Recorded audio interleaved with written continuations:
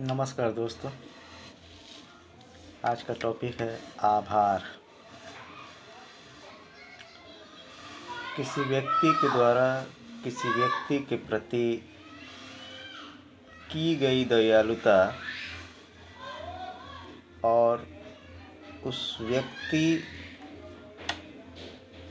की दयालुता के प्रति व्यक्त की गई भावना आभार कहलाता है। आभार एक भावना है।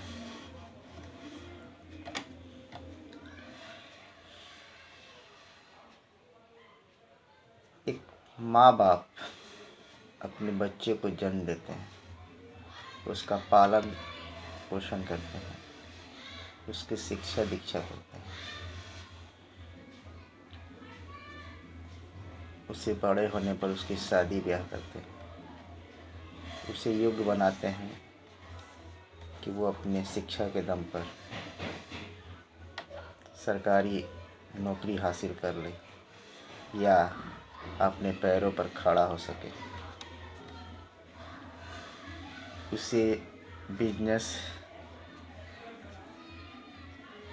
और यहाँ तक कि अपनी चल और अचल संपत्ति भी उसे देते हैं।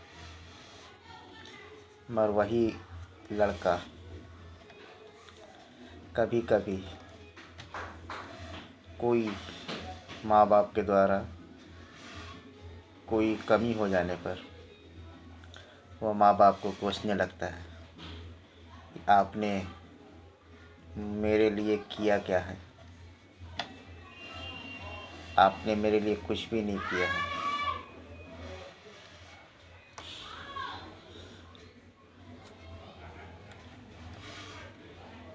वह अपने माँ बाप के प्रति कृतज्ञ होने के बजाय कृतघ्न हो जाता है। बचपन में बच्चों को बहुत सारी बीमारियां अटैक करती हैं। माँ बाप जो होते हैं अपने बच्चों की ज़िंदगी को बचाने के लिए, उसको स्वस्थ रखने के लिए सारी दुनिया से लड़ जाते हैं।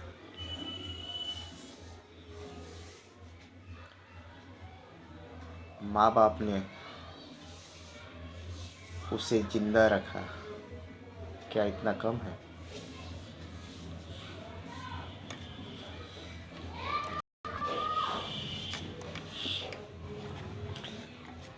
अक्सर ऐसा होता है कि जब कोई भी लोग हमें कुछ देते हैं, चाहे वो जन्मदिन का एक चॉकलेट हो या कोई व्यक्ति किसी के जन्मदिन पर कोई गिफ्ट देता है, तो हम उसे थैंक यू बोलते हैं।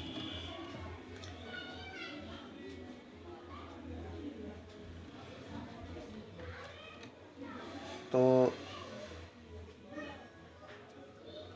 थैंक यू का मतलब केवल ये नहीं होता है कि हमें कुछ मिले ही तभी हम किसी को थैंक यू कहेंगे। थैंक यू शब्द जो है ये भी बताता है कि अगर मुझे भी अगर मौका मिले तो मैं आपकी सहायता करने के लिए हमेशा तत्पर रहूँगा।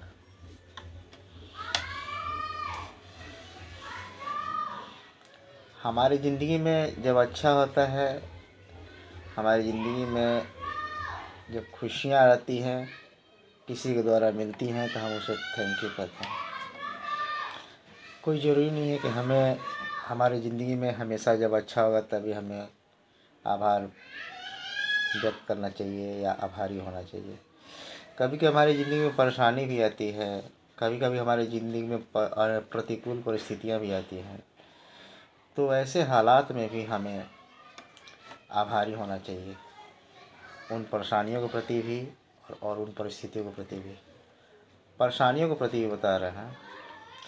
लोग ज़िंदगी में जब परेशानियाँ आती हैं तो उससे भागना चाहते हैं या बचना चाहते हैं,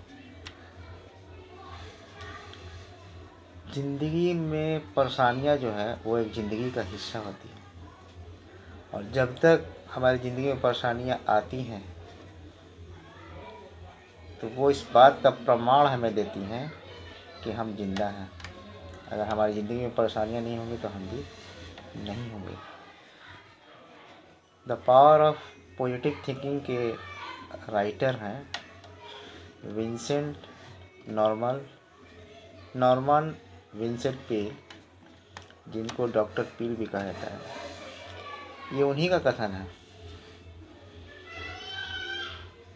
कि ज़िंदगी में जब तक परेशानियां हैं तब तक हम जिंदा हैं, अगर परेशानियां नहीं हैं तो हम भी जिंदा नहीं हैं। जैसे ईसीजी की मशीन में रेखा जो है वो ऊपर नीचे आती जाती है, जब तक वो रेखा ऊपर नीचे जा रही है वो हमें बताती है, संकेत देती है कि हम जीवित हैं। जो ही वो रेखा सीधे आती है तो हमारी ज़िंदगी की सारी परेशानियां ख़त्म हो जाती है, और यानी हम भी ख़त्म हो जाते हैं। एक एग्जांपल हम देना चाहेंगे कि अगर हमारी ज़िंदगी में प्रतिकूल परिस्थितियां हों तो उस परिस्थितियों में भी हमें उसका आभार व्यक्त करना चाहिए। मैं एडिशन का एक एग्जांपल देना चाहता हूँ।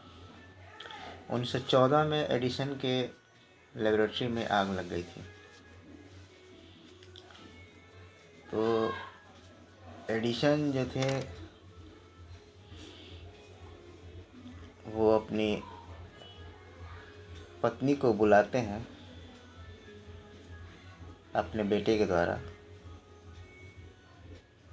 कि जाओ, बेटा को कहते हैं कि जाओ अपनी माँ को बुला कर लाओ। बेटा जाता है, अपनी माँ को बुला कर लाता है, और एडिशन बोलते हैं कि देखो कितना सुंदर ये आग का नज़ारा है, तुमने अपनी ज़िंदगी में कभी इतना सुंदर नज़ारा नहीं देखा होगा। उस विपरीत परिस्थिति में भी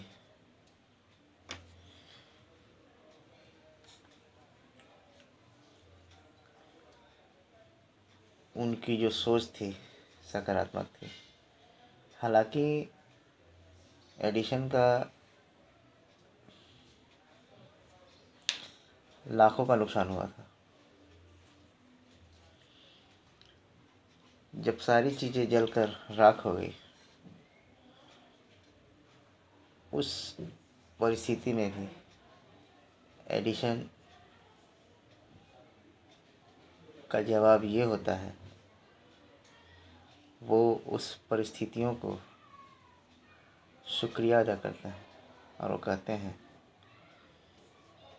कि शुक्रिया, हमारी जितनी भी कमियां थी वो सब इनमें जलकर राख हो गई, और मुझे फिर से एक नया मौका मिला।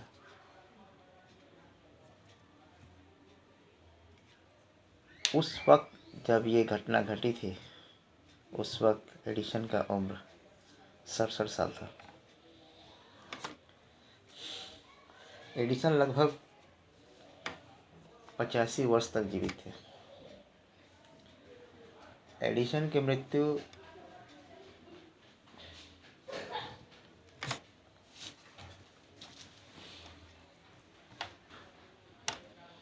1931 में, 1931 को हुई थी, और उनका जन्म 11 फरवरी 1847 को, और उनकी मृत्यु 18 अक्टूबर 1931 को हुई थी। 67 वर्ष की उम्र में उन्होंने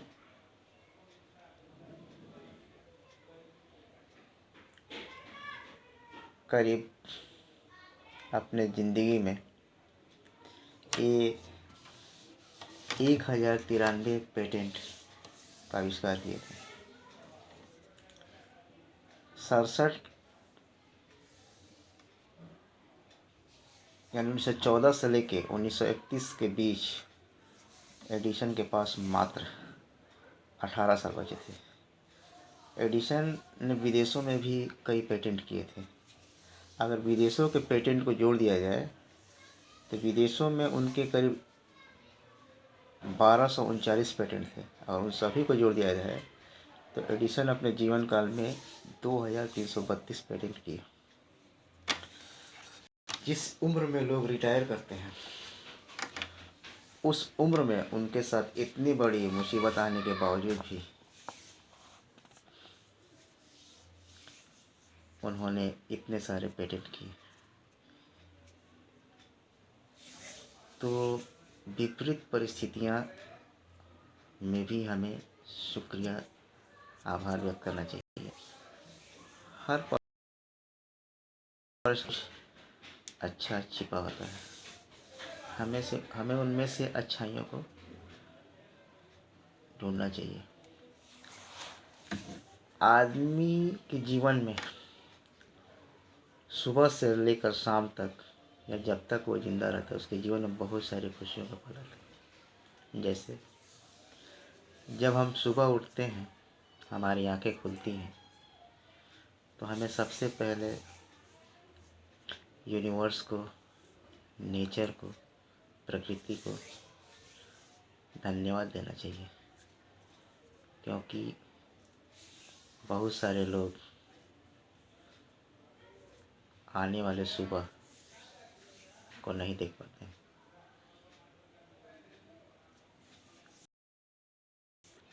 सुबह से लेकर शाम तक हम जो भी भोजन करते हैं उस भोजन के लिए भी हमें सबका आभार व्यक्त करना चाहिए, क्योंकि वो भोजन जो हमारे टेबल पर उपलब्ध होता है वो बहुत सारे लोगों के सहयोग के बदौलत हमारे टेबल पर उपलब्ध होता है। हमें उस भोजन का भी आभार व्यक्त करना चाहिए। इसके साथ साथ सभी लोगों का आभार व्यक्त करना चाहिए।